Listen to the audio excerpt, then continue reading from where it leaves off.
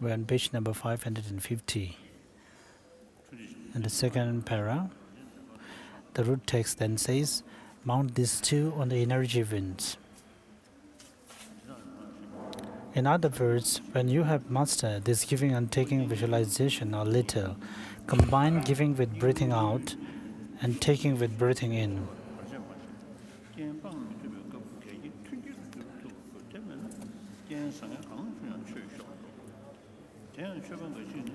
And reading from next para, converting unfortunate circumstances into a path to enlightenment. These degenerate times can be most beneficial. When a practitioner meets with many hindrances and is unable to rid himself of them, he ought to be able to turn such unfavorable circumstances into favorable ones. If he does not do so, he will give up Dharma in the face of both favorable and unfavorable conditions. Some Dhamma practitioners become arrogant when they are promoted and so on, and then give up the Dharma. Some acquire a little wealth and then give up the Dharma in order to maintain their income. Some despair when faced with unfavorable conditions and then give up the Dharma. When such things happen, it is difficult to practice Dharma. So this may be the conditions, but the ultimate or the primary causes should be the karma. Continue reading from page number 551. Nothing could be worse than slavishly practicing a little Dharma and then giving it up. That is why it is necessary to be able to turn unfavorable circumstances into the path and into something that will not harm the Dharma. This is two subheadings: converting through thought and through actions. The first is two further subheadings: converting them through analysis and by means of the view.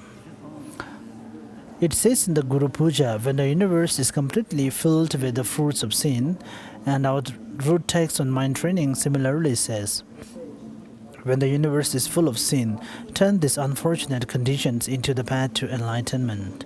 That is, at present, whenever the disagreeable occurs like illness, enemies, spirits, etc., we put the blame on others.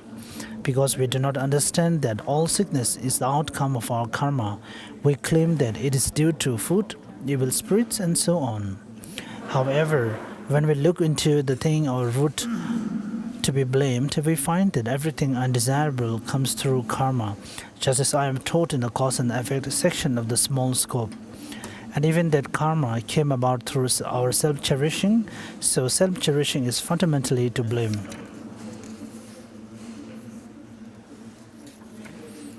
When a thief robs you of your valuables, do not blame the thief. Blame instead your evil karma and the thing that made you develop such karma by self-cherishing. Thus, whenever you are faced with sickness, suffering, unfavorable circumstances, etc., you must think how this helps you to achieve enlightenment. As was said, sickness, sins, and obscurations are a broom. That is, whenever you fall sick and so on, feel that this evil karma, these sins and obscurations, the results of which you would normally be obliged to experience in the lower realms, have ripened instead while you are still in this present rebirth. This should make you feel very happy.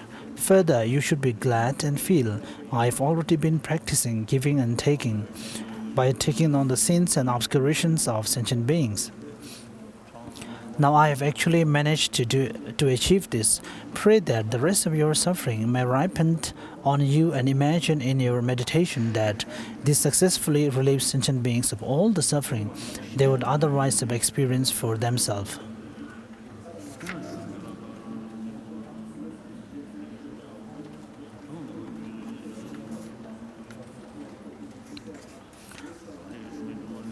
Reading from page 553. As it says, in engaging in the deeds of bodhisattvas, the good quality of suffering is that it removes arrogance through sorrow. One develops compassion for the beings in samsara, avoids sin, and rejoices in virtue. When faced with suffering, you become unhappy, and this removes pride. You also feel compassion for others by reason of your own suffering, and you will want to abandon its causes. When suffering does not come our way, we feel that things are going well and are happy. We should not be like this, for it is said, "Do not be glad when happy, rejoice when sad." Happiness uses up accumulated merit. Unhappiness purifies sin and obscurations.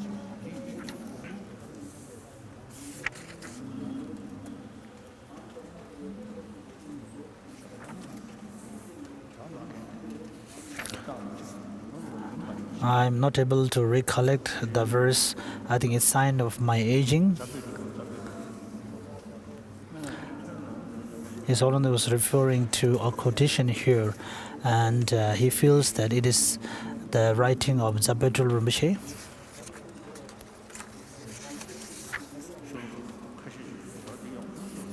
And Jangchup Lamrim has written a few verses, and I also received the transmission from him, which is those verses were wonderful.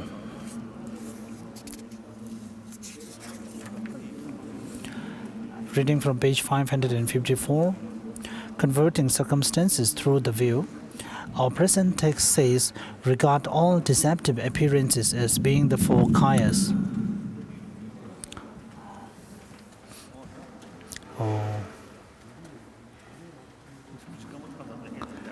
So, Rinpoche, so your legs are not fine, but you have a lot of job to do here.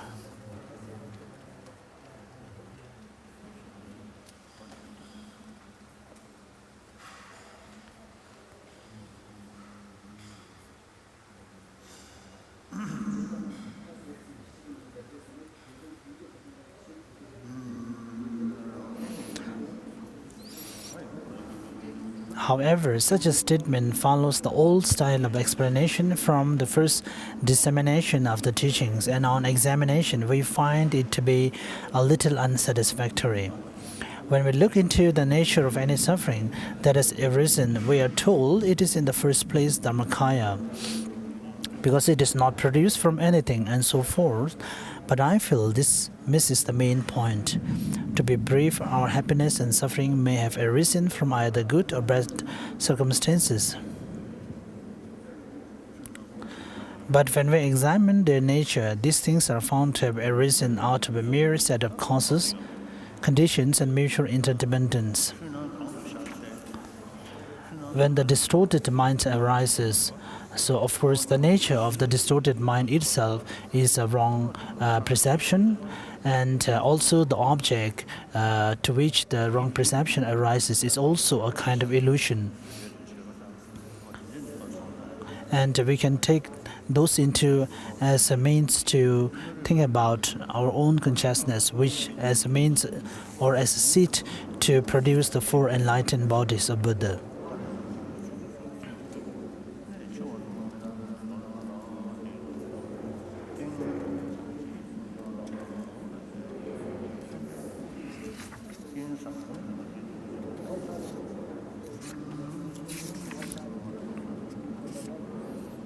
Continue reading from page 554. Thus, good or bad circumstances, suffering or happiness are all merely labels, and such things cannot be established by way of their nature. Jizumila has a saying in his experiential song, and in terms of the ultimate reality, then we cannot even locate the past Buddhas. And everything exists in terms of illusion. So this helps us that no phenomenon exists by its own ultimate reality, but in our normal day-to-day life, all the things exist in a conventional way. And when we refer to the frightening or the fear, it is it is based on the self-cherishing. And also, the fear is also generated or arisen through the conceptual mind, which also give rise to the attachment and desire. And all the afflicted emotions which are related to or which arise out of the conceptual thoughts and which look at the object as misconstructed. So when we meditate on the emptiness, so such kind of the wrong perceptions and conceptual thoughts are affected.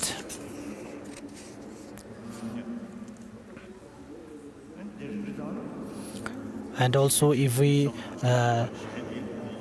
think in this way, then of course the thought cherishing other is also similar. The self, or the other, is also to not have its own reality. And the wisdom realizing emptiness actually affect the mind, which grabs the self as inherent existence, but not the other way around. So therefore, there is a great distinction between these two cherishings.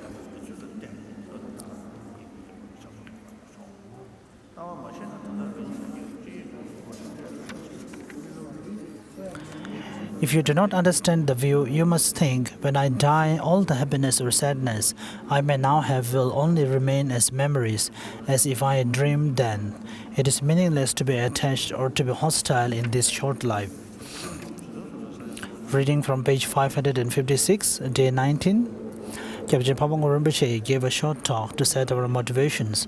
For his text, he took the prayer of Maitreya, in which it says, I prostrate to bodhicitta, which blocks the paths leading to lower realms, which teaches well the path leading to upper realms, which guides the way to the deathless and ageless.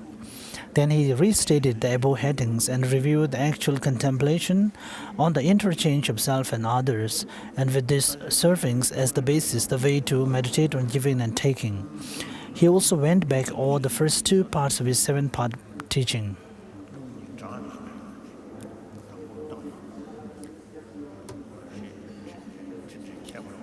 So His Holiness is commenting about the special way to meditate on the 7-point cause and effect. The first, meditating on all the sentient beings, generating a sense of equanimity towards all sentient beings. Then next, the first one, looking at all sentient beings as one's mother, then remembering their kindness. And when you remember the kindness, of course, the one first started with your mother or the near ones who have been very kind to you, and then gradually spread your object to the other sentient beings, and also include your enemies, where the enemy is held as one of your real masters to develop compassion. Then onwards it moves to the remembering and repaying the kindness, and so on.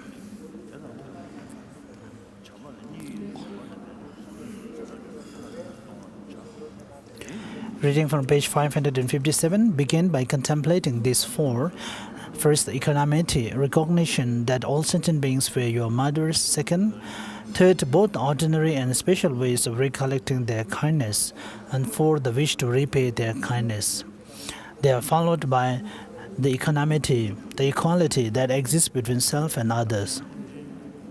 Contemplating the manifold faults resulting from self-cherishing, contemplating the manifold good qualities resulting from cherishing others. Now comes the actual contemplation on the interchange of self and others, taking involving a visualization that will build up your compassion, giving involving a visualization to build up the love that wishes others happiness, one of the two types of love. And at the end of all this comes the development of altruism. When you examine whether you have in fact managed, and one of the main causes or seeds to become the resultant state of Buddha, and I used to recite this phrase, that enthused by the great compassion, I prostrate to Buddha. So this verse from the Nagarjuna's wisdom, fundamental of wisdom. Then,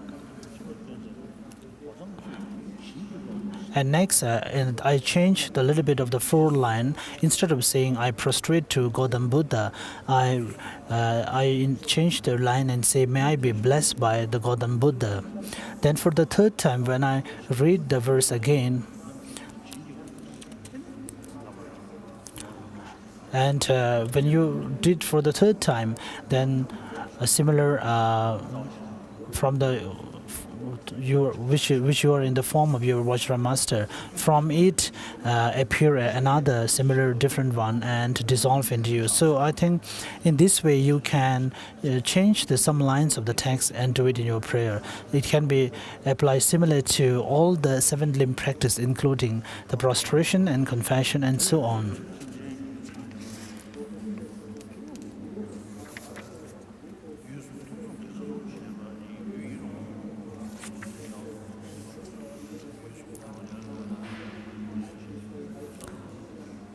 When you examine whether you have in fact managed to do any giving and taking, you will find that it has only been a visualization.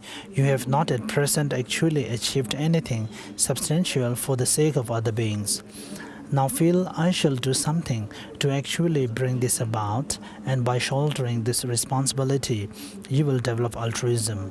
Then for the above reasons comes developing the actual wish to achieve full enlightenment. These 11 meditation topics constitute a synthesis of both the sevenfold cause and effect instruction and the interchange of self and others. This is how it should be practiced. At the conclusion of the sequence, there is another step, an auspicious gesture to facilitate your complete success. All these presentations are really what we practice in our daily life. All the sufferings that we have as human beings are more towards our mental suffering.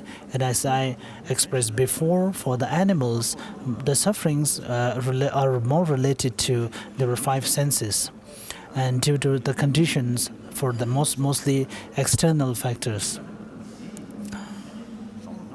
And for the human beings, due to the way we think and due to the way of our thinking, so if we are able to bring a change to our thoughts and the way we think in our daily life, the mental suffering and always the problems, most of the mental problems that we have can be pacified.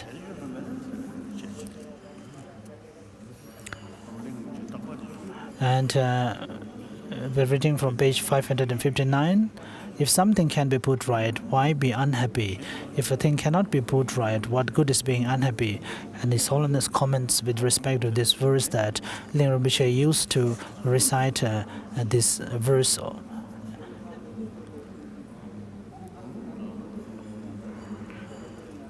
Continue reading from page 559. If you are plagued by suffering, it is quite useless to be unhappy. You should turn this into something helpful. Moreover, you can see for yourselves that there are people who have gained insight into impermanence on their own after nearly dying from an illness or whatever, despite their never having studied such things as the Lamrim. Thus, when beset by bad circumstances, think, whatever happens to me is all right. May the things to which all sentient beings fall victim descend on me. Nothing could be more beneficial than thinking in this way. Jangchup Lamrim then gave us another review of the heading, Converting Unfavorable Conditions into the Path to Enlightenment.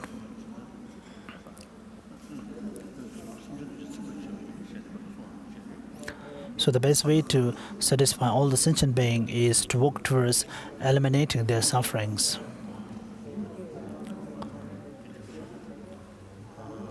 Next is converting such conditions through action. There are 4 types of action involved here: amassing the 2 collections, purifying obscurations, giving ritual cakes to the elementals, and invoking the good folks of the Dharma protectors. If you are thoroughly familiar with this mind training, you chance to fall ill, you should invoke the good folks of Dharma protectors as follows. My practice of giving and taking has gained new meaning because the suffering of all sentient beings is now ripening on me. May my sickness be even worse than it is already. May you offer ritual cakes to the elementals. Think thus: you have been most kind to me, for you have harmed me. This has proved advantageous for my practice. I have purified my sins and obscurations and have built up my collections even further. Now do me even more harm than ever before. So if you are not able to practice much, as soon as you get up in the morning, as for myself, I remember and recite the verse from Nagarjuna's Fundamental Wisdom, enthused by compassion, and so on. and also created and shape your motivation in such a way that you will live a life in such a way which is in accordance to the intention of Buddha. And if someone has to write a very complex drawings, then the planning or the patterns of those lines have to be planned before. So similarly, those patterns of the lines have to be planned in early morning and followed by your shaping motivation and so on. In this way, you can live a very meaningful day.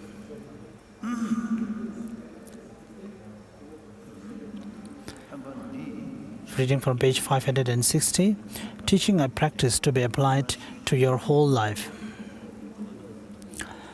First, there are 5 powers: the power of white seed, the power of familiarity, determination, repetition, and power of prayer. The first is the most important of these powers. As soon as you wake up in the morning, you must forcefully make this resolution. I shall not let my life become meaningless in general, and I must especially not let this happen this year and even more not today. I shall do something meaningful. I shall subdue my self-cherishing, my true enemy. Your determination initiates all your actions, making them virtuous or non-virtuous, Mahayana or Hinayana. When you are determined to kill a loose or to prepare for your lunch, then that is what you will in fact do. By the time we have got up each morning and put on our belt, we have determined to make the things of this life, things like food, fashion, fame, the means of our happiness. Instead, as you knot up your belt in the morning, remind yourself to make the formal resolution and make it from the very depth of your heart. The power of the white seed means building up your true collections and purifying your obscurations by means of preliminary rites and so forth. These are done to increase your bodhicitta. The virtue we perform normally is misdirected to this life, and it is vital not to let this happen. The power of familiarity means practicing all the time, no matter what we may be doing, walking, sleeping, or sitting, by using methods that increase both types of bodhicitta. The thoughts of Mahatma Bodhisattvas are beyond us, as are their deeds, such as sacrificing one's head, arms, and legs. Yet these are the result of familiarity. We may at first not know how to do metalwork or carpentry, but we can come to understand these things, and they will no longer prove difficult for us. Similarly, sacrificing our lives would be easier than giving away a dish of greens when we have gained some familiarity with giving our lives. It is said nothing does not become easier through familiarity. Some great beings of the past could do a complete retrospection meditating on the Lamrim while mounting a horse. They did this as they put one foot in the stirrup and the other over the saddle before it too went into the stirrup. This is also a result of familiarity. Meditation and familiarity are synonymous. How could it be easy for us to even drink tea out of a full bowl, but we're not already familiar with doing this?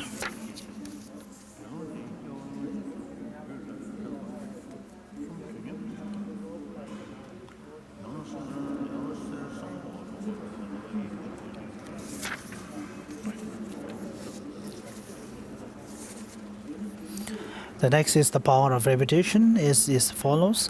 At present, self-cherishing is the only thing you develop, and you should stop doing this. You must repudiate self-cherishing, striking out at it whenever it shows its face, just as you will hit a thriving dog.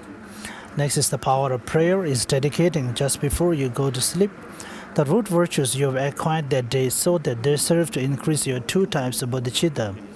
These 5 powers apply to this life. There are also 5 powers at death. They are a mind training transference practice.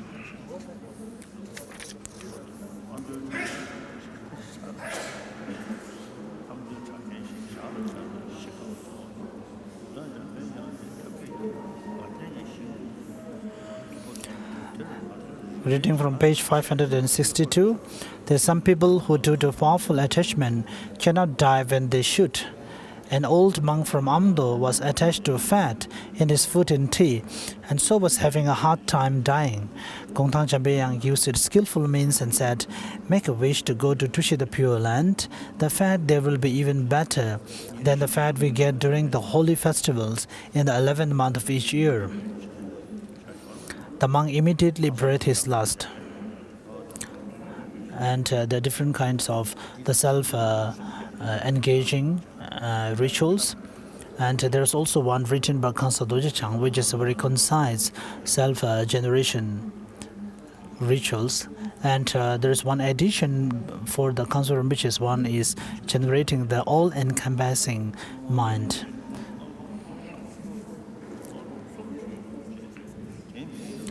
Reading from page 562, second last para. The power of prayer is not praying to go to Pure Lands, etc. Instead, you make prayers that will aid in the development of bodhicitta, and pray that suffering, sins, and obscurations of all sentient beings may ripen on you. The power of familiarity is as follows. Having always familiarized yourself with bodhicitta, we can find that Gyalten Drumpa, the first Dalai Lama, when he became aged, and he used to say that I'm very old now, and at that time, and his disciples, I think the Panchen Lamas, and who are really the great scholars in terms of the scholastic academic studies. And they told Rinpoche that, of course, Rinpoche, you due to your past lives and the virtuous karmics, there are clear signs that you will be born to the Pure Land. Then the Gyalten Drumpa explains that I have no wish to be born to the Pure Land, and I wanted to reborn to such a place where there are people and the sentient beings suffering, and I always wished to be reborn in such a place and to be able to benefit them as much as possible. So these are really the practice and the prayers of the great bodhisattvas. And Gyalten Drumpa has also stated in one of his writings that, may I not be ever willing to do anything for myself, but in order to benefit for other peoples, may I attain the clairvoyance and also fluent speech and so on. Page number 563. You should adopt the position of lying on your right side in the lion-like sleeping posture while transferring your mind to its new rebirth. This is how our compassionate teacher entered nirvana, and doing even just this make a big difference in helping you to reach the Pure Lands. In general, people should perform the transference by taking refuge according to the small scope. However, someone practicing the great scope must do the transference and the like while in meditation on bodhicitta. You may think this latter method is no way to reach the Pure Lands, but this is definitely not the case. When Chekawa was dying, he told his attendant to quickly make offerings. I pray to go to hell without respite for the sake of all sentient beings. He said, but this is not going to happen. I am having visions of the Pure Lands. This is also a similar story about Yishipotowa. A mother and her child were both swept away by a river. They developed kind thoughts towards each other, and both were born in Tushida. Once the leather coracle that served as ferry at Jasa in the south was overloaded and about to sink.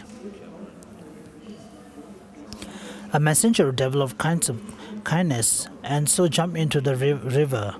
A rainbow appeared until he died. Bodhicitta is a superior form of kind-heartedness. Thus, if you activate even a contrived form of bodhicitta, there can be no doubt that you will be born in a favorable state. We attach more importance to the mind transference practices that employ the mantras free and pat than to bodhicitta. We place far too much importance on receiving the signs of accomplishment of such practices. If you practice saying hik many times without doing any visualization whatsoever, the signs of having gained the ability to transfer the mind may manifest. themselves on the crown of your head, but this is merely the action of the energy winds and not anything to be marveled at. This mind training form of directing rebirth does not involve hike or fat, yet it is the most profound of all mind transparent practices. Reading from page 564, the criteria of having trained the mind. All Dharma comes within one thought. The Bhagavan gave a vast number of individual teachings, of all of which boil down to being antidotes to self-cherishing. The fine dividing line between what is Dharma and what is not is said to be whether a thing is an antidote to delusion. Thus, the best sign of accomplishment is how much you have reduced your delusions. If you have not managed to do this, other signs of accomplishment do not mean nothing. Even vultures and so on can fly in the air, even mice can burrow underground, and even fish can glide through water. They say you should test whether a thing is Dharma by using its mind training as your set of scales. Uphold the chief of two witnesses. There are two witnesses, yourself and others. Your practice may be far from perfect, but you can give the impression that it is. Others may take you at face value and respect your seemingly pure ethics.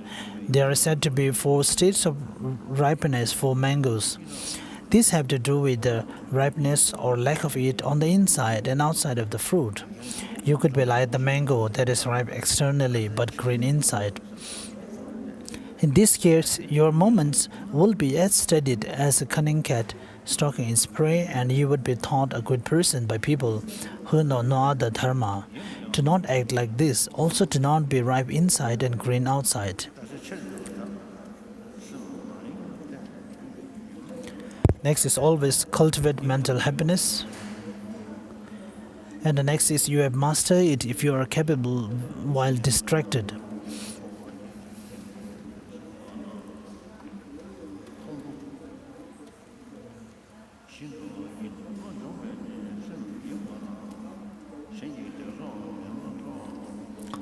Reading from page 565.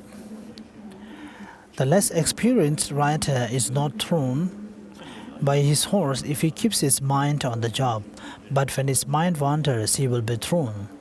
The experienced horseman is never thrown even while distracted. Someone who has not mastered the mind training is like the inexperienced rider. If someone insults him, badmouths him, and so on, when he is off his guard, he will at first get angry, and only after that will he recollect himself and pacify his anger. A person with a trained mind will not get angry when others strike or insult him, even when his mind is distracted. This is the criterion of having trained the mind. The criterion for having been trained is when you have reversed it. In other words, having a trained mind in the meditations on death and impermanence or on renunciation is the fact that you stop being preoccupied with the travail of this life or aspiring to the affluence of samsara. Similarly, you have mastered mind training if you have reversed your self-cherishing. You will have the 5 great signs of mastery. With familiarity, you will receive 5 signs with this type of mind training. You will be a great ascetic because you are able to be patient. Your mind will not tend to delusions, no matter what suffering, harm, and so on may befall you. You will be a great personage because you cherish others more than yourself.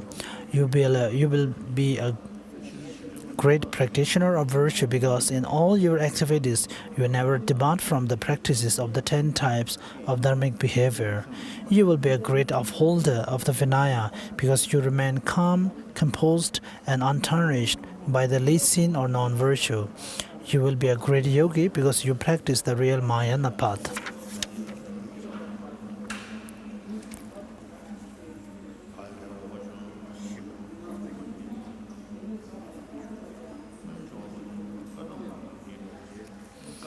Reading from page 566, the 18 commitments of the mind training practice.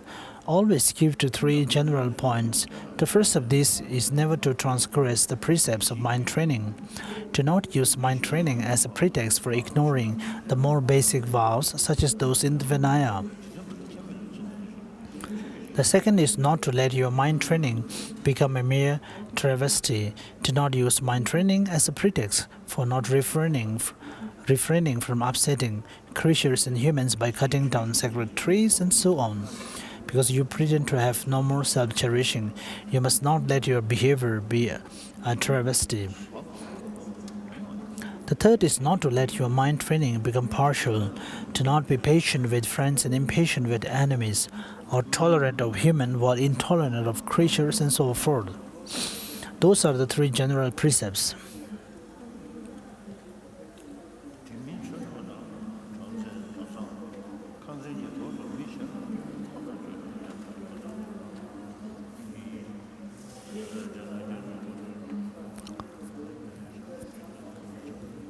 Change your aspirations but preserve your old manner. Do not leave the old, obstinate thoughts when you have in your mind stream the way they are. Employ some remedy to improve them a good deal. The best type of person sees improvement in a day, the medium in a month, and the most inferior in a year. You must see which of these you can imagine.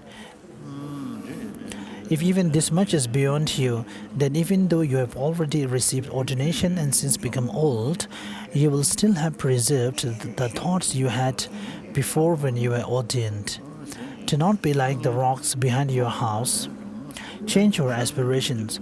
From anything to be transformed, they must be changed into bodhicitta, renunciation, impermanence, and so on. But do not modify your external behavior at all.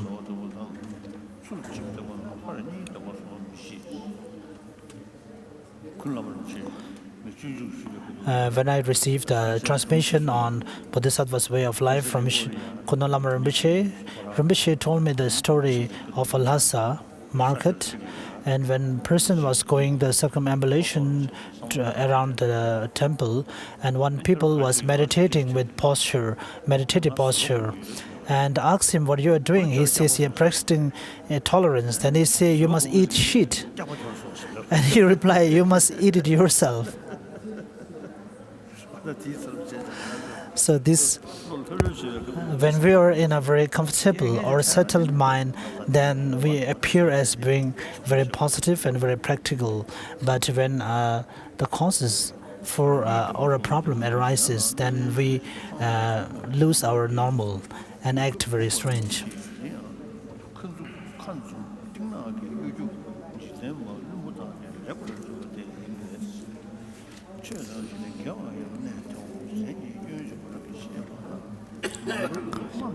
Page 567.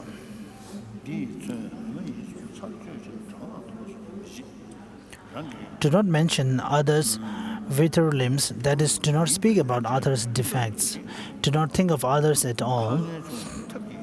That is, you should analyze your own faults and not look into the faults of others at all. Otherwise, you will only look for faults in your fellow practitioners, the members of your monastic college, or the monks in your house or at college, etc.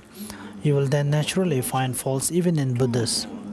Do not attribute faults to others, for if you do, you will only ignore people, belittle them, and so on all the more. Purify the greatest delusion first. Purify whichever delusion in your mind stream is the largest.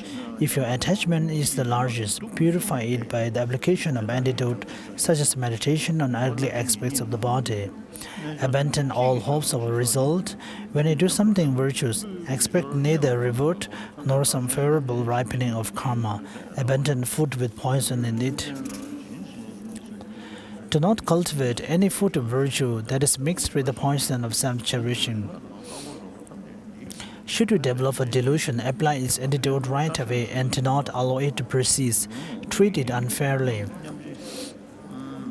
The text talks about the four dharmas to be performed by practitioners of virtue. For example, not repaying an evil action with an evil action. You are not a practitioner of virtue if you do not carry out these four, for you promised before your abbot and ordination master to practice them. If someone says to you, "You manky old dog," do not retaliate with, "You thief." If someone hits you once, do not hit him twice in return. Do not bide your time waiting to avenge some wrong if you had been waiting in ambush. Where the road run through a George to harm that person in return. Foolish, worldly minded people think it is best to smile through secretly harboring resentment. This merely shows that Dharma and worldly actions are opposites.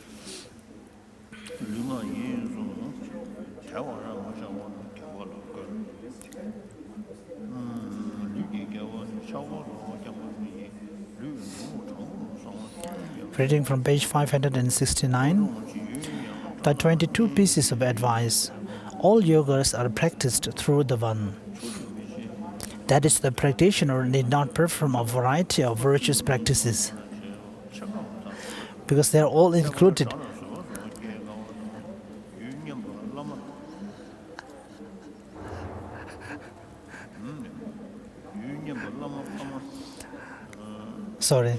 Because they are all included within thoughts of interchanging self and others.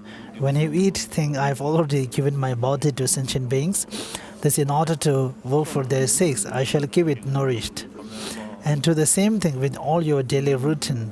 Do everything in this way, reciting knowledge mantras, petitioning protector deities, and the like. If the medicine is not proving beneficial, the doctor may both bleed the patient and perform a moxibustion. The thought of interchanging self and others will likewise serve in hundreds of cases, for it is an antidote to all illness and delusion. Set your motivation before all virtuous actions and follow them with a dedication. It is also most important to determine every morning what you will and you will not be doing. You must not give up your mind training practice, come what may, either happiness or sorrow. Some people drop the Dharma when made happy by promotion or acquisition of wealth. Some give it up when they suffer from their enemies.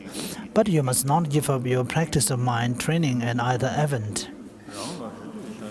Safeguard the commitments of your mind training practice and those of your other practices in general, as you would value your life. There are 3 ascetic practices that you should know and devote yourself to. They are the asceticism of identifying delusions, that of applying antidotes, and that of breaking the continuity of the delusions.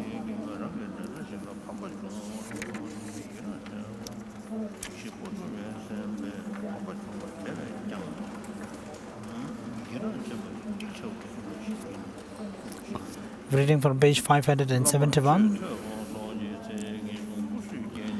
An illustration: once a monk rejoiced when his rival broke a major vow. Kishipotoba heard of this and said, "The one who did the rejoicing committed a greater sin than the one who broke the vow."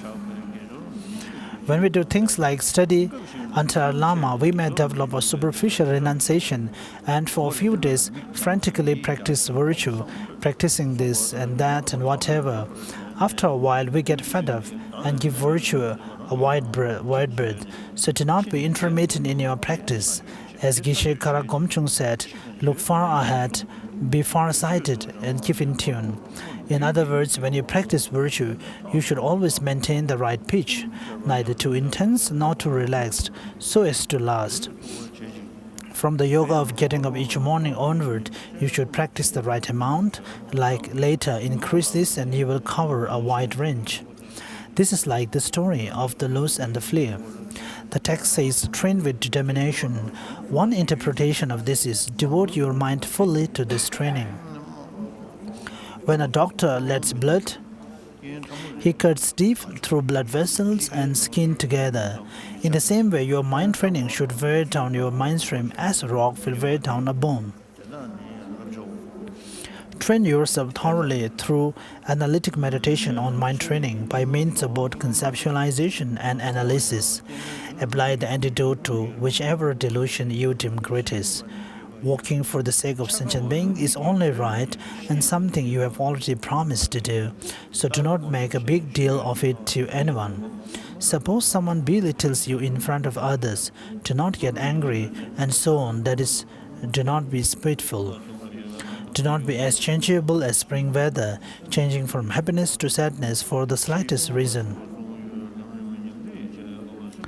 Do not offer your help in the hope of receiving praise and so forth.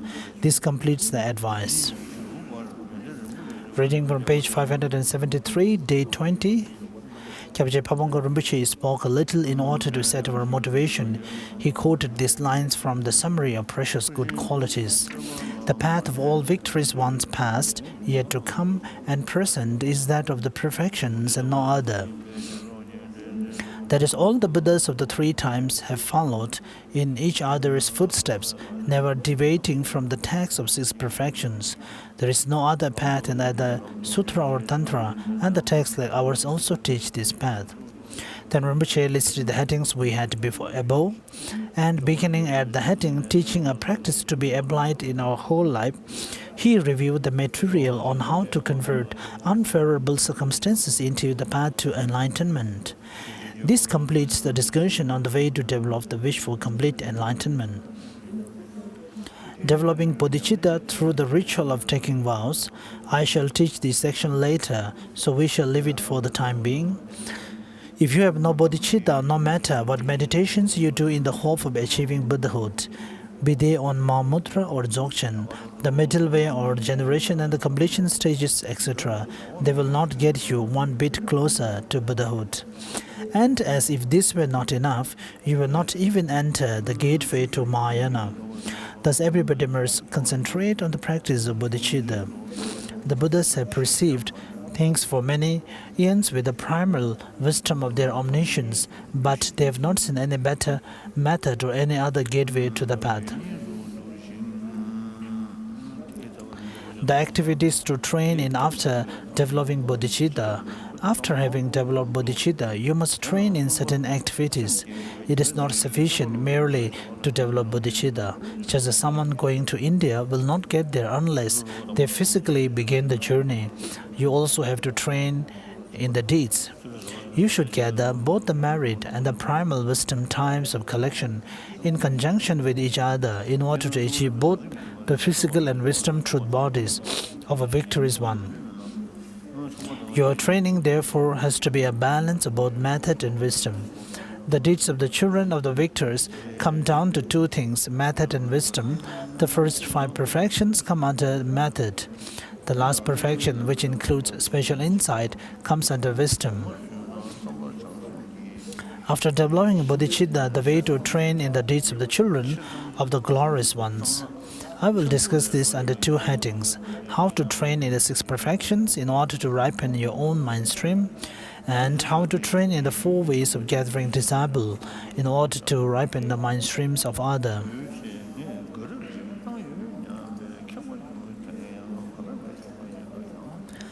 The general way to train in the deeds of children of the victors. This is of 6 headings: generosity, ethics, patience, perseverance, concentration, wisdom. Reading from page 575. Generosity is by nature the thought wishing to give away one's body, possessions, and good virtues. It is classified into 3 types. This type of generosity ranges from giving a spoonful of barley flour to sacrificing one's life and body. If you cannot give something away, and according to Vinaya traditions, we have a saying that unless you're requested, you're not supposed to give teaching. So therefore, it is important that first someone requested a master to give the teaching. So therefore, without being requested, one is not allowed to give teaching. But in Christianity, we find some missionaries who purposely impart the teachings and the message of Jesus.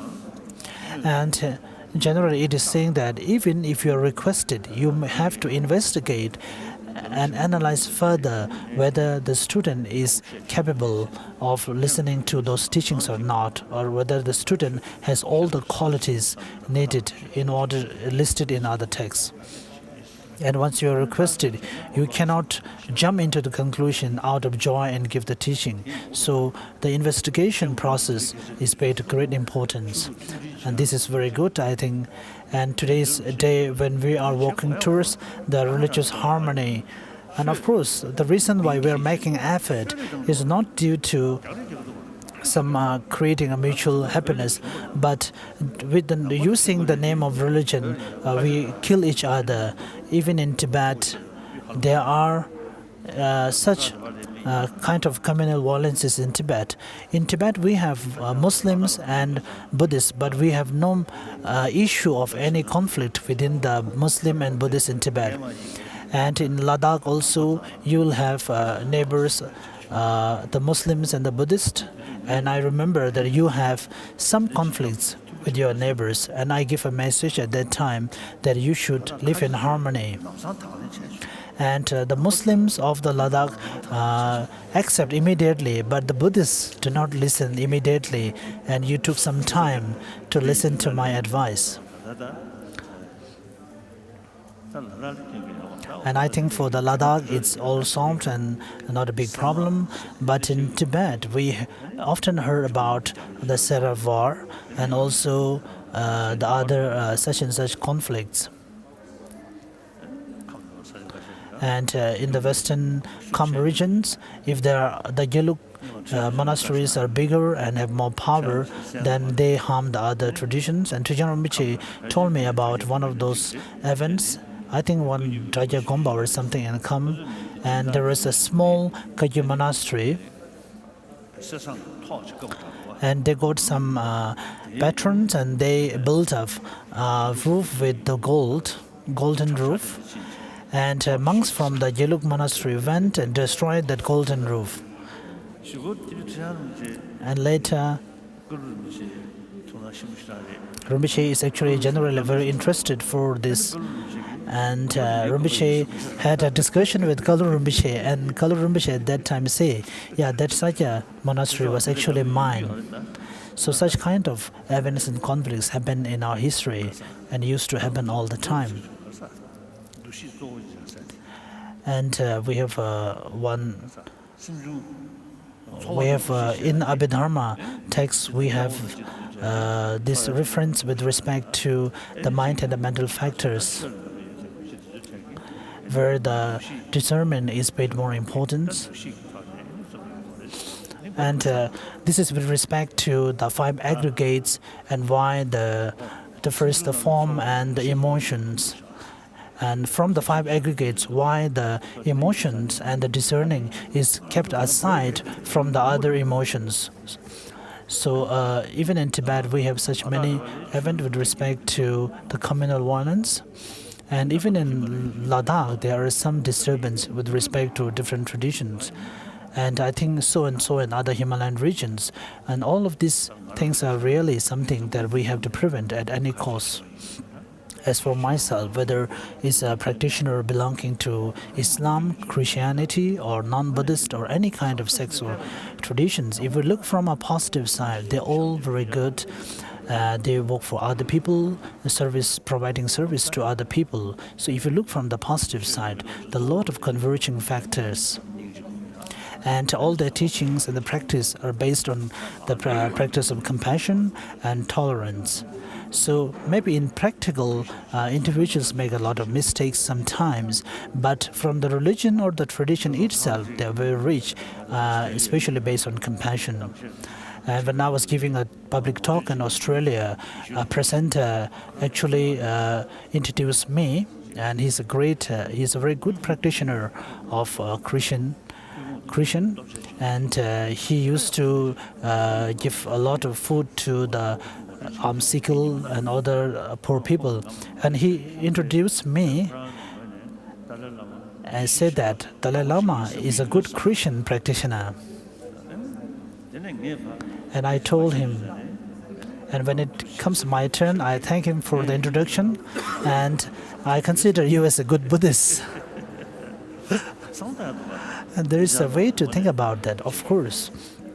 both sides, both traditions are based on compassion, tolerance, and speaking about self-content and helping other people. And if you look from the positive or the converging factors, there are many practices which can bring us together, whether we want or not, whether we desire or not. There are, I think, about 10 million, 100 million Christians, then about 6 million Muslims and Hindu and so on.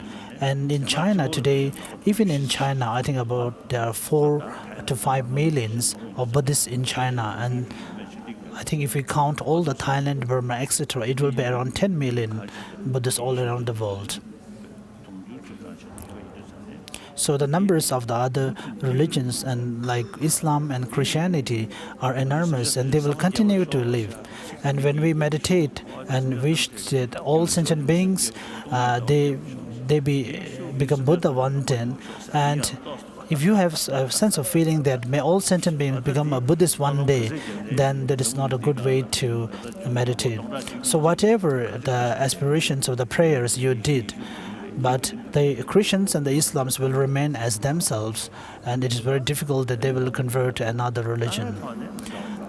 Of course, we have differences in terms of our philosophical views, but from the one's behavior or from the teachings, from non-view teachings, there are a lot of converging factors, teachings on compassion and tolerance and so on. Therefore, we have to live in harmonious and be very friendly with each other. I'm speaking this from the depth of my heart, and when I say to other people, so it's not about building a border between you and other. And also in this text, sometimes the issues are often being recited, of some issues coming with respect to different traditions in Tibet and their conflicts. And I think there is a purpose behind having so many different traditions. And otherwise, there is not much reason to feel that I'm Gelug and I'm Sajya and I'm Kagyu and so on. And all this create a more kind of divide between the society, and it shows that your mentality is very small and your mentality is not extensive or wide, and you're not able to see the greater scope. You're only seeing a very small area.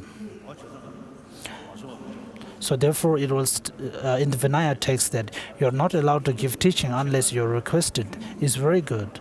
So therefore, if all religions went and do the missionary works by forcibly imposing their teachings, then there will be a lot of problems. So therefore, Buddha's way of saying that one should not give teaching unless one is requested is very wonderful. And also, even you're requested, you have to investigate whether one is reliable a student or not. So now the tea blessing.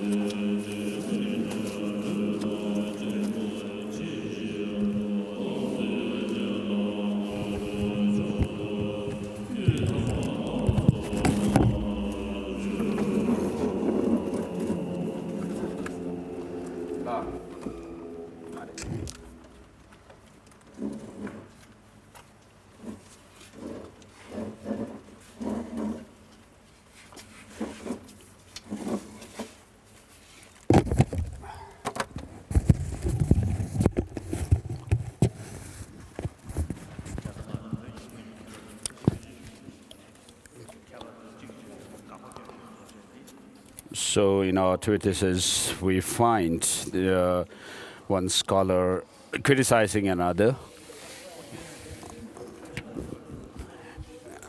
By seeing this, we should not make ourselves distant from each other. What we must do is try to see for what reason have such and such scholar, for example, Shagya Chokden from the Sakya tradition have criticized, Sakya Chokden and Koramba, Korab Jumpa have criticized the Jerambuche's view of emptiness, of middle way. And then between the Nyingmapas and Sarmapas, the new tradition translation and the old tradition lineages, if we say, oh, they who follow the Nyingma tradition smell of old, and those who follow the Sarma tradition smell of something new. And so there was a Geshe who actually had studied the Sankhya school of philosophy, one of the Hindu philosophies, philosophical schools, and therefore he was quite adept at. Because he became adept at holding the Sankhya view and debating on it too much, he got the name Sankhya. So if we have to, because of the differences in philosophical thinking, if we have to actually leave the rest of the schools aside and not really learn them, then in Bhaviveka's Tarkajvala and so forth, he has actually gone through the various non-Buddhist traditions. And so because of which, we would also have to leave them aside without studying them, but that's not how we should go about with it. And so what we need to do is understand the positions, what kind of reasons they use to posit and assert their own traditions. And in this way, it's like Jangchup Lamrim what Jangchup Lamrim has said in his poetry on recognizing the mother, which is emptiness. He says, I do not mean to disrespect you, the followers of other Tibetan Buddhist traditions, and therefore we need to see what is the reason for why such and such philosophical ideas were proposed and asserted by such and such schools. And we should not be boastful about our own traditions and saying that we have the reason, this and that reason, and disregard the others. This is important to keep in mind, to respect other traditions as well.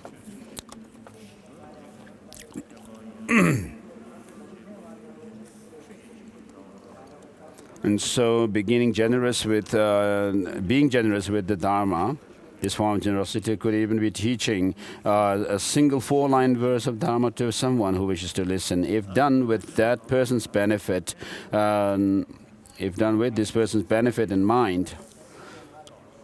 So in the Tibetan tradition, some people consider that when someone who has the title of a Lama comes with pomp and grace, then they are revered and respected. But when they hear, oh, some Geshe is coming, because there is no such pomp and grace, they really neglect or leave and be indifferent to these Geshes. And once there was someone who gave a Kangyur transmission, and people around the village heard about this, and they came to listen to the Kangyur transmission. And when they reached the place where this was being given, and then they asked who was giving, and who was giving this, and the people in the area said one Lama in Amdur dialect, Al-Alak, is giving this, and he didn't have any special title of a Lama or anything. And then these people from the other neighboring village went back. And so this is how what we have been doing in Tibetan. And so this is a drawback in our society, Tibetan community. So even tutoring our pupils in this textbook, in their textbooks, in being generous with the Dharma. To do this, you need to not be called a Lama. So regarding this, and to give discourses from the heights of the meditation throne, And so in the Zapadu Rinpoche mentions in his words of my perfect teacher that the greatness of a Lama in Kham area, Kham region of Tibet, is measured by the number of horses and so forth in the caravan. And so one time, because Zapadu Rinpoche was receiving many of his disciples who came to see him in his hermitage, then one day he just left the place, carrying with him only his own few items. And then on the way somewhere he found a host to stay, and the mother of the house thought that he was some traveler, and then she actually asked her to do. Kept him as her servant, carrying water and so forth, fetching water for her and cleaning the house and so forth. And then Zapadu Rinpoche's disciples suspected that he had been in certain direction, and they came in that direction. And on their way, they found this house, and they asked if such and such Lama had come here, and the family said that no, not a Lama, but one traveler came here. And then the disciples asked, how does he look? And then, as the mother of the house described the person, then those disciples came to know that it was the Lama that they had come in search for. And at that point, actually, the house mother had sent Zapadu Rinpoche to clear her chamber pot. And then, since she came to realize that that was the Lama they had come to look for, and they were searching for, she felt embarrassed and ran away from her house. And these days, there are many false lamas who abuse others with money and taking money and having sex with women and so forth. And so there are these people from Tibet. And I always tell this story.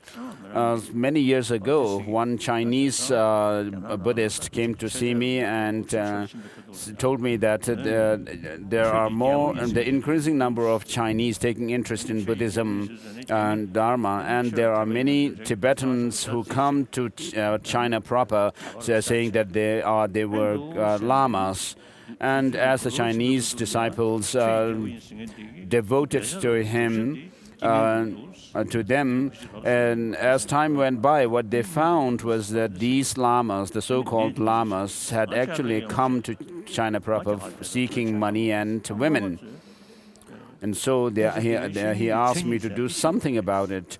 And I told him, I'm from India, I'm in India, and I can't do much from here. And so you, the Chinese students, should first learn the qualities, what qualities the spiritual Lama has to have.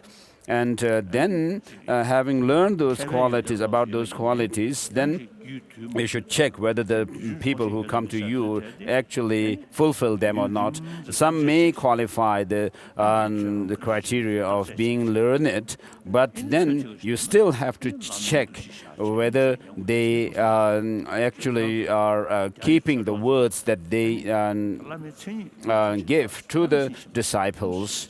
And so in this way, whether you have to check the reliability of the person, not just because they are learned, but also from their practice. And so in this way, you have to check. And so there are many Chinese people who have come here from mainland China, and there are also Tibetans who have come here. At this time, the value of the Nalanda tradition is increasing, People value it more and more, and therefore we should make sure that it does not diminish, and we should not cause any harm to this. And as Milarepa had said, when I had not seen you, and so Jesus Milarepa was told by someone that, oh, I have heard your fame from afar, but when I see you near and close to me, you are just a mendicant singer. And so when you are afar, you go to some place to study. And so everyone has the responsibility to be careful not to cause disappointment in the minds of these devotees. And so even tutoring your pupils in their textbooks is meaning being generous with the Dharma. And generosity with the Dharma is better than the other forms of generosity, because you're opening the wisdom eye or the eye of intelligence within these disciples and see what they actually need. And when they are able to understand and see the meaning of the Dharma and apply them within themselves, then that serves the purpose of listening to the teachings. Also, your memorization, recitation, and study of the text will become an act of generosity with the Dharma if you imagine yourself to be surrounded by gods who uphold virtue, by all sentient beings who are listening in. And with regards to Stiramati, who was the disciple of Vasubandhu, when he was listening to Vasubandhu, there was a pigeon who always heard the teaching and which left an imprint in its mind. And then that pigeon became Stiramati, and Stiramati became the disciple of Vasubandhu who excelled in Abhidharma than his teacher. What more need is to say, what more need I say about it? Need I say about this, except that when earthworm, etc., hear the words of Dharma, it puts virtuous imprint in their mind streams.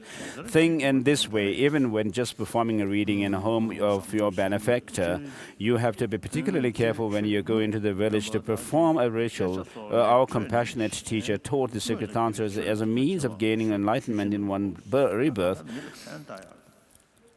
So if you exchange this for gifts received for performing these rituals, you have sold the Dharma for material goods. This is like digging a king off his throne and forcing him to sweep the floor. So these rituals will be right motives. So His Holiness was commenting that, and the crux of the matter is to be always altruistic towards other people, and do whatever you can, giving advice and suggestions sincerely.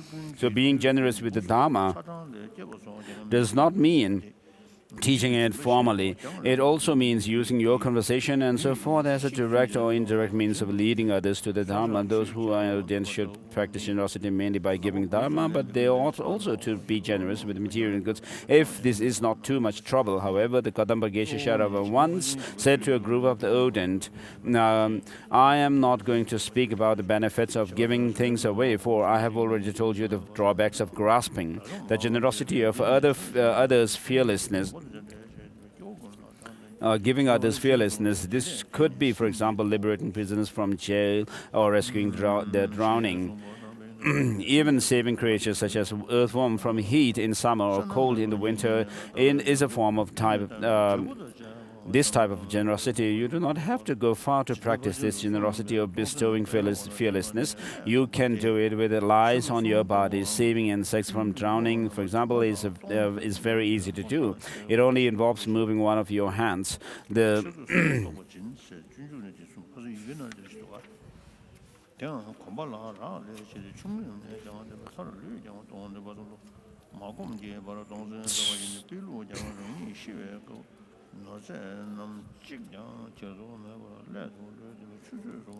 Engaging in the deeds of bodhisattvas tell us fundamentally the perfection of generosity is. If the perfection of generosity were ridding all beings of poverty, how would the previous protectors, the Buddhas, have perfected it?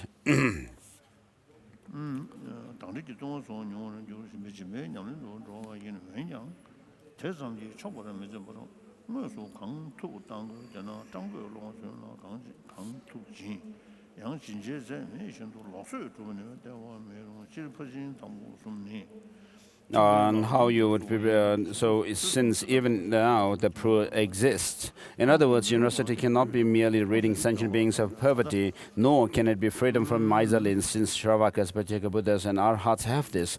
Engaging in the deeds of bodhisattvas they say the perfection of generosity is the state of mind that gives to all beings all your possessions and all your karmic fruits. Just thus, generosity must be mental. And so you have to think about the pros and cons of this kind of practice of giving. And so there are things that should not be given away. Do not practice generosity with certain exceptional things as disallowed on account of recipient, the time, the thing being given, etc. If the giver is ardent, he should not give. They should not give away their 3 types of robes, etc. Nor should the ardent be offered food in the afternoon. You should not give unclean foods such as garlic or an onion to people like Brahmins who are bound by caste rules of cleanliness. And then giving scripture regarding that. There was once a person in one of the in certain publication of the series of Dalai Lamas, past Dalai Lamas. At that time, I had a discussion with this one official of the Tibetan government. So he told me that it's not good to include that. He suggested that to not include how the previous Dalai Lamas were offered all kinds of material things by the Chinese emperors. And so I told him the original block print is in Tibet, so we cannot just cover this up. We should publish these books, and then listen to what criticisms people actually give. And many of these criticisms, and many times, as it happens, without the daybreak of the before the start of the daybreak of the opponent, some people, some criticisms of the sun rise. So, without really understanding what position the other people have. And so, for example, from Tibet, there is publication by Tsawa Danyuk and Shokdung, who have criticized the Buddha Dharma, and I think that these are good to point out our mistakes. And if they are wrong in their criticism, we should respond them with reason. So today, even scientists who have no faith in religion, we are not talking about with them. We are not talking about past, future lives or liberation and so forth. But when it comes to explaining many of the things about emotions and so forth, they also accept. them. And so with regards to the Buddha Dharma, the practice of Dharma has to be based on philosophical philosophical concepts and understandings. And so when it comes to these philosophical understandings and concepts, it's very difficult to outdo them as the explanations that we have. So from the point of view of the Madhyamakas, who do not assert any objective existence, I mean, we can see how they could outdo the Savatantrika Madhyamakas and so forth through reason, and therefore the great masters of India in the Nalanda tradition, for example, the 17 Nalanda masters of whom I have written the praise. And we should use their writings as our textbooks for study of the Dharma. Therefore, there is no reason that we should feel low in spirit when it comes to. And so here what it says is that you should not give scriptures to those who would try to find criticisms. And so we should not be fearful of that.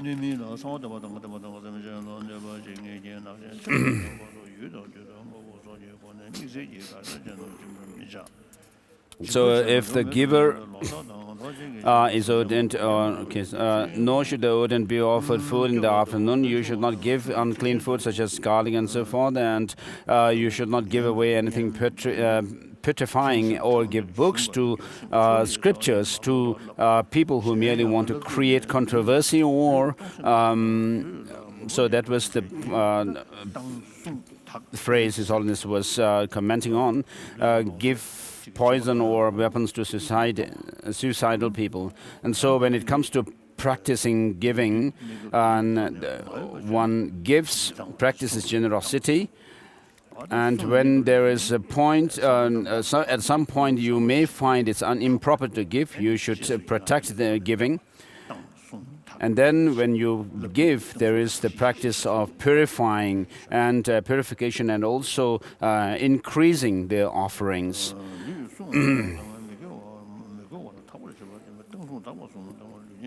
So you should teach the sacred Tantra or should not teach the sacred Tantra to an unfit or shield a criminal from the law. If you can be sure he will harm either sentient beings or the teachings and so on. It is wrong. It is a wrong way to think. An act of generosity is without results. It is also of little benefit to support one sentient being and ignore the needs of many others. Train yourself to be unsullied by the above things as well as by the following. Having wrong views that lead you, for example, to sacrifice cattle, belittle others, act competitively, have an inflated opinion of yourself, a wish for fame, feel regret and defeatist, or be defeatist or act in a partisan manner. Chandideva's Compendium of Instructions, Compendium of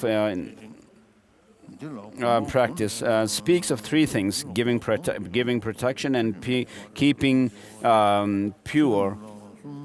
In other words, you increase your thoughts of giving your body. But until the time is ripe, you should protect your body from harmful conditions and keep the body pure by not using it unvirtuously. The text also discusses the fourth. You should accomplish courses with this present body so that your next rebirth will have the 8 qualities that results from karmic ripening, that is increasing.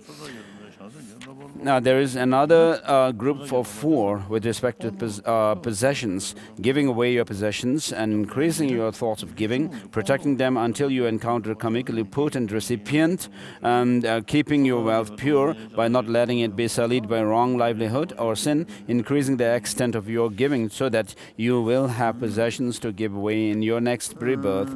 Another group of 4 is discussed: giving away your virtue to sentient beings from the depths of your heart, protecting your virtue from being destroyed by by anger, keeping the purity of being unsullied by impure motives such as yearning for happiness. So with regard to the three vows of Pratimoksha, Bodhisattva and the Tantric vows, there are different interpretations of saying that whether they are of one essence or nature. And so Rinzin Tempa would use this idea to say that those who uphold the tradition of Lama Tsongkhapa are of the ones who protect or preserve this pure tradition with the threefold vows being of one entity or nature.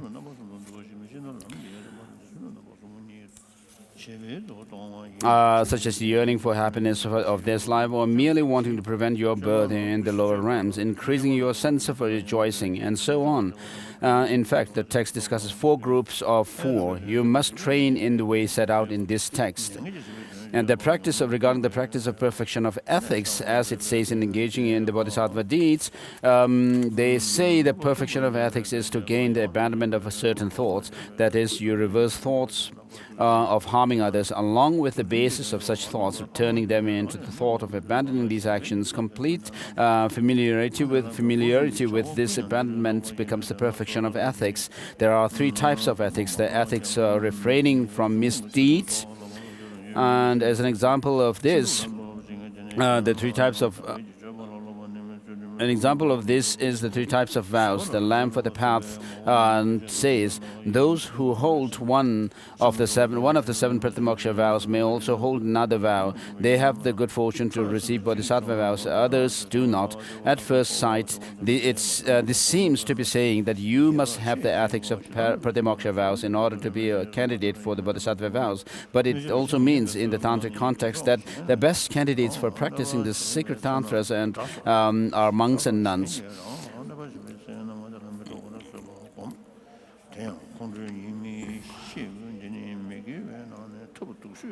Although this might also be interpreted as saying the monks and nuns are the best candidates to follow the trainings of bodhisattvas, this does not cover all cases. There are gods and nagas who are suitable candidates for the bodhisattva trainings. The comment His Holiness made was about anger. And so, with regard to the people or beings to whom you may become angry, there could be bodhisattvas as well.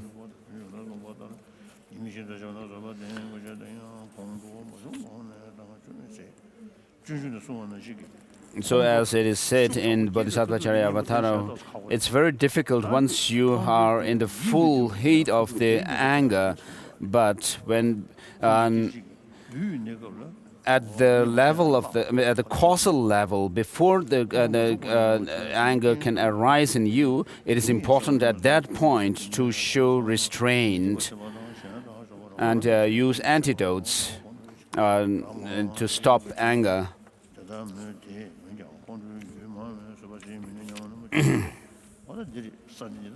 And so the other 2 types of ethics is ethics gathering virtuous dharma and the ethics working for the sake of sentient beings. And the next section is how to train in patience. And so patience is by nature the mind being undisturbed by any harm that is inflicted or being undisturbed by suffering. It says engaging in the bodhisattva deeds, unruly sentient beings cannot all be subdued, and they are as vast as space. If you defeat this angry mind, it is the same as defeating them all. In other words, anger is what should be defeated. Anger, if not defeated, is most dangerous and heavy. As Shantideva says, there is no sin like hostility. There is no austerity like patience. There are 3 types of patience. The patience of remaining calm in the face of your attackers, and the patience of accepting suffering, and the patience to gain assurance in the Dharma.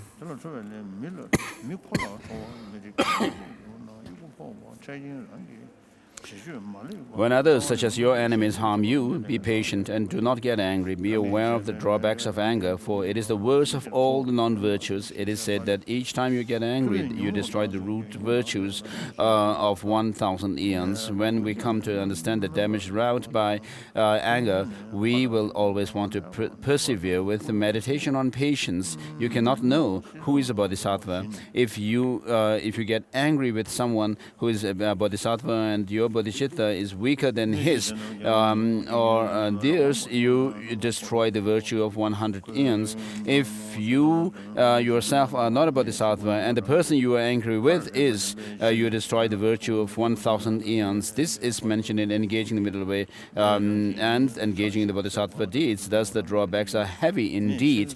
You must cultivate patience, but do this before you get angry. Once you are angry, it is too late. You must be patient and think about the drawbacks of anger. If you do not, you will make everyone, including yourself, unhappy. Aside from anything else, anger can even drive you to suicide and so on. Anger results in your having many enemies. You might feel all this may be true, but how can I be patient when there are so many potential objects of anger?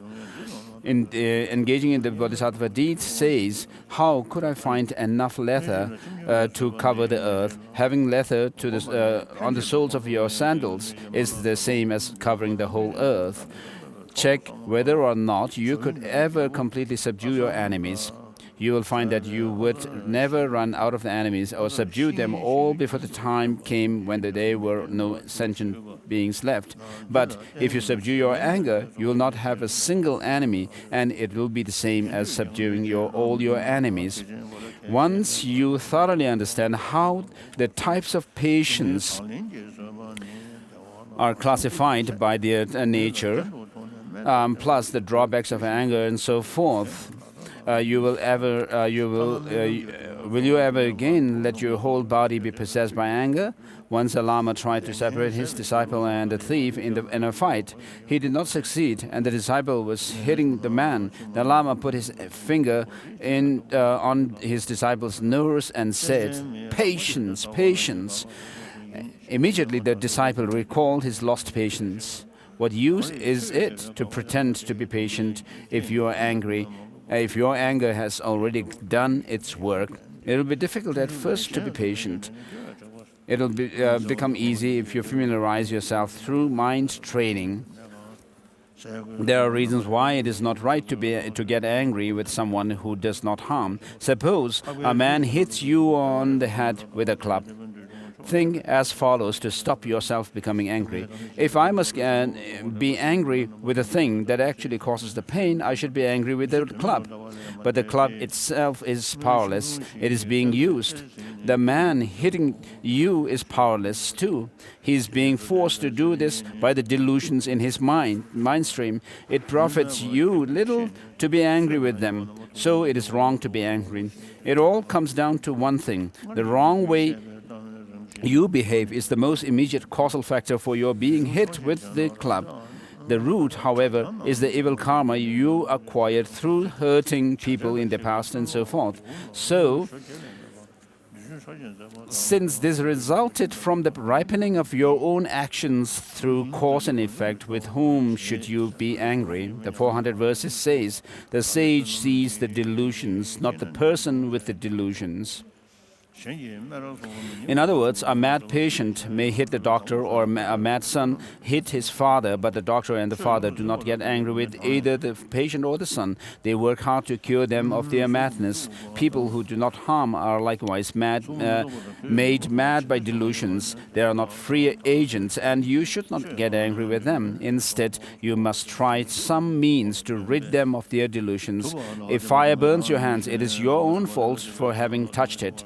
It would not be right to get angry with the fire. Likewise, it is your own fault for provoking the other person, and it is not right to be angry with him.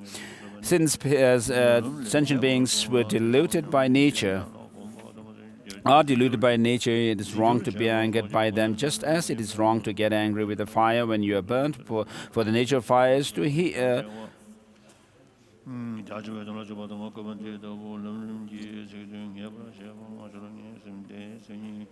to burn,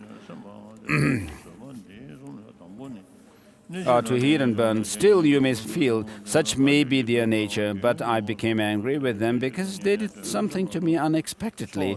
If that were so, it would be right to get angry with the sky when hailstones come, but this is pointless. Thus, it is wrong to be angry with such people. When you are struck, insulted, or so on, suffer mental and physical discomfort as a result, do not return the wrong, thus creating causes for being reborn in the lower realms. Apply antidotes to your anger instead and be patient. As it is said in the engaging in the Bodhisattva deeds, if at present I cannot tolerate even this much suffering, since anger is the cause of suffering in hell, why not stop being angry?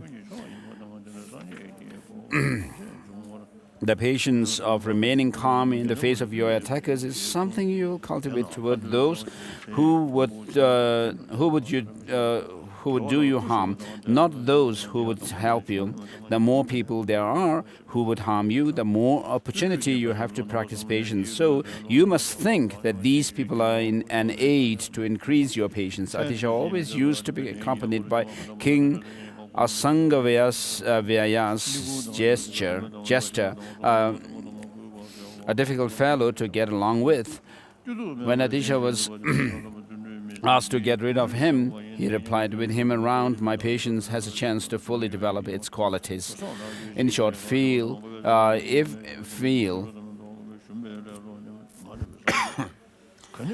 if even the Shravakas who work for their own sake do not get angry in the face of adversaries, how much more must it apply to me, someone who claims to be a Mahayanist? You must study the story of Rishi Shantivadin. And then the next, the patience of accepting suffering.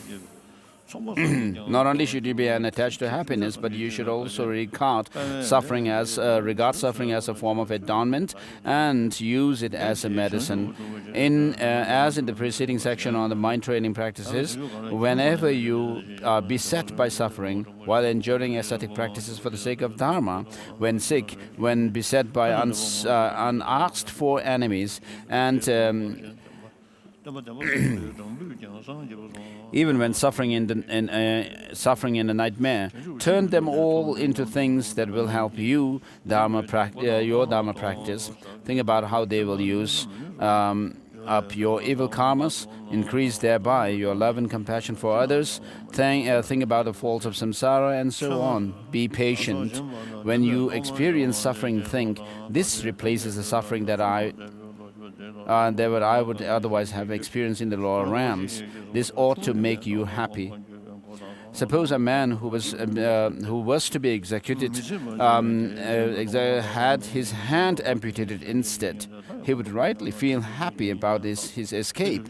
Also, one can put up with the suffering of being bled or having a moxibustion in order to pacify the suffering of illness. So, when you undergo difficulties for the sake of Dharma, think, good, this replaces my suffering in the lower realms.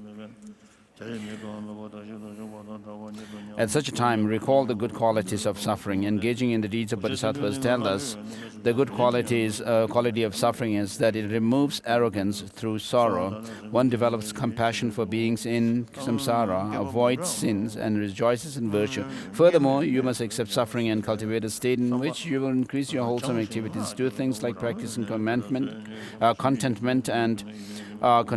and having few wants.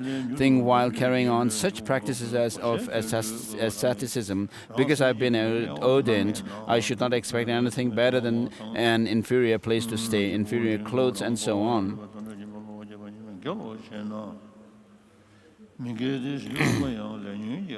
How fortunate I am to train myself in the four things suited to the Aryas, such as being content with the bare necessities, robes, arms, bed, and so on. If you do not do this, you will desire better food, more wealth, and etc., and will always be looking for ways to increase your possessions. You will not think about Dharma. You will not transcend the meaninglessness of human life. Once a timber merchant had a teacher say, after treasure is discovered, a poison quickly pervades it. The poison is potent. Later, the merchant located some treasure he had been seeking and became a rich man. The king asked him to give the cause for his wealth. The merchant lied, and the king knew it. Just before being executed, the merchant said it was quickly pervaded by poison. That poison was potent. When he said this, he was asked again for the reason, and so told his story. Wealth is just such a poison. If even we simple monks have few wants and are content, conditions will be favorable for us. When Rinpoche left for Jadil,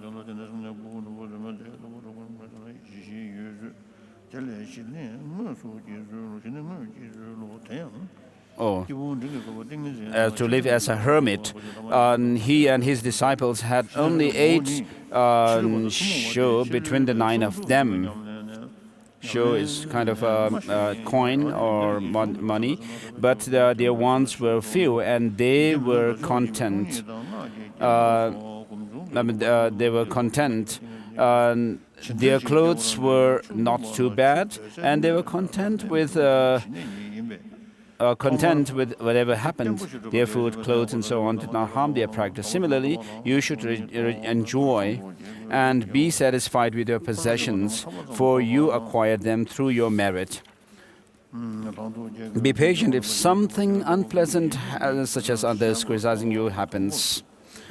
Accept suffering in your normal activities, such as the asceticism of holding an erect posture, etc.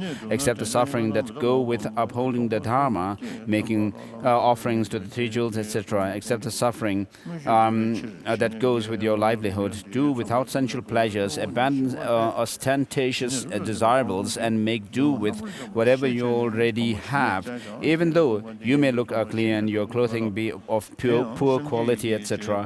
Accept the suffering of practicing virtue till you are worn out. Accept the suffering of working for the sake of sentient beings, such as having patience, although you know you will have to suffer in preventing someone from being killed, etc. And accept the suffering that go with living hand to mouth after abandoning the means of increasing your wealth, though through commerce, farming, etc., and so on. Thus, the patience of accepting suffering is a vast subject. And next, the patience to gain assurance of Dharma.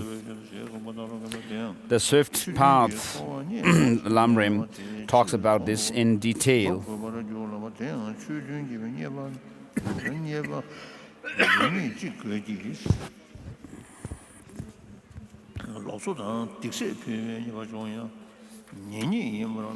You gain assurance in the Dharma by meditating on the key points of practice to perform virtue, learning how to modify your behavior by memorizing and reciting texts, and analyzing the significance of the good qualities of the 3 jewels, the meaning of your goal of enlightenment, the path leading to that goal, what is meant by selflessness, and what the profound and extensive baskets of teaching mean.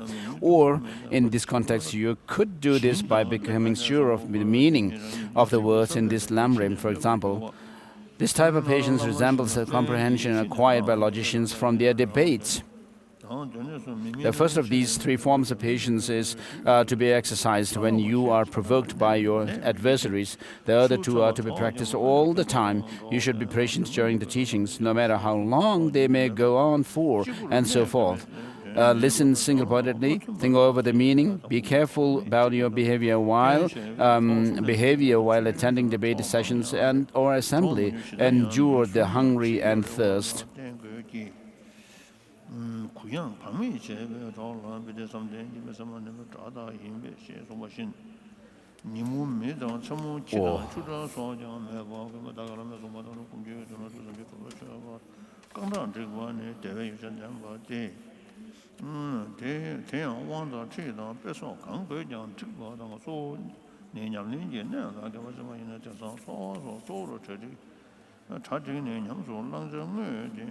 Endure hunger and thirst. Let your mind be single-pointed when you memorize or recite texts. The last 2 of the types of the last 2 types of patience always apply, even when you are going off to village to do a ritual in someone's house. And then next section is the perseverance. What is perseverance? The gladness in virtue. Perseverance is by nature gladness for performing virtue. It is the best means of carrying a virtue through to completion. An ornament to the sutras tell us. Perseverance is the best among the whole range of virtue. When you cultivate it, you will later succeed. Through perseverance, you will soon reach the best of the happy states and have both worldly and transworldly psychic powers. Through perseverance, you'll obtain your mundane aims. Through perseverance, you'll come to be pure. Through perseverance, you will be freed and transcend your views of equating self with the perishable. Through perseverance, you'll gain supremely enlightened Buddhahood. Thus, this text says that perseverance is the best of all virtues. Everything up to Buddhahood derives from it. Engaging in the middle way says, every good quality follows from perseverance. Thus, do not behave like a stubborn donkey, digging in its heel. When you should be doing your recitations, etc., commence these activities by taking great delight in performing virtue. Accustom yourself to do only a little in the early stages. Increase this as your perseverance increases. There are 3 types of laziness that hinder perseverance.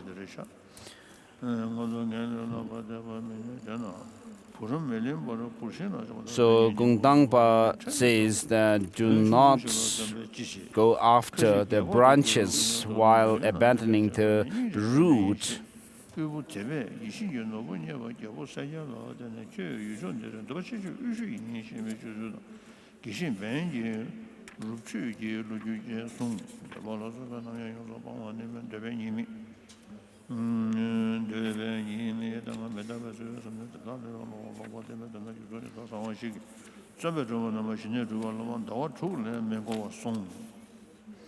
So his Holiness is going to stop.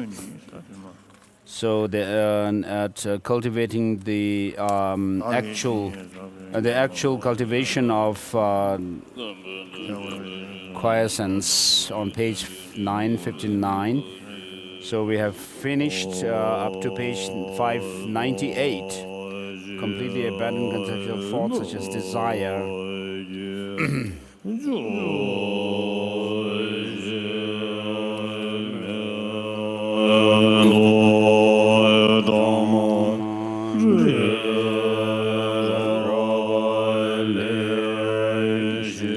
Ground anointed with perfume, strewn with flowers, and adorned with Mount Meru, the 4 continents, and the sun and the moon. I imagine this as a Buddha field and offer it to you. May all sentient beings enjoy the pure lands.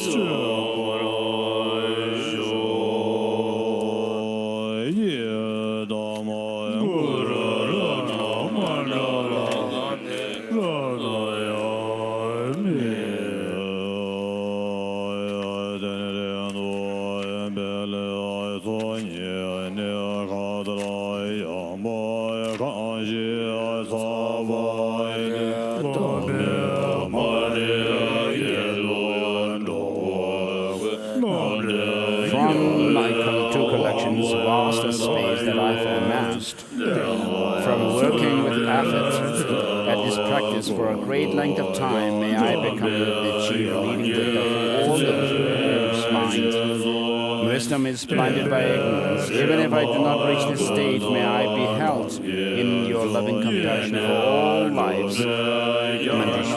May I find the best of completed creeds, the greatest completed parts of the teaching, and may I please all the Buddhas by my practice, using skillful means drawn by the strong force of compassion. May I clear the darkness from the minds of all beings. to the points of the path as I have discerned them. May I hold Buddha's teaching for a very long time. With my heart going out with great compassion in whatever direction the most precious teachings have not yet spread, or once spread have declined, may I reveal this treasure of happiness and aid. May the minds of those who wish for liberation be granted bounteous peace, and the Buddha's deeds be nourished for a long time, even by even this great path of enlightenment completed due to the wondrous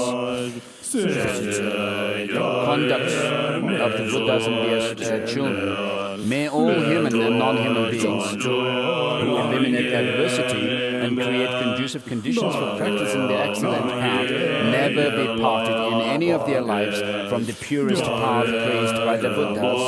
Whenever someone makes effort to act in accordance with the tenfold Mahayana virtuous practices, may they always be assisted by the mighty ones, and may oceans of prosperity spread everywhere.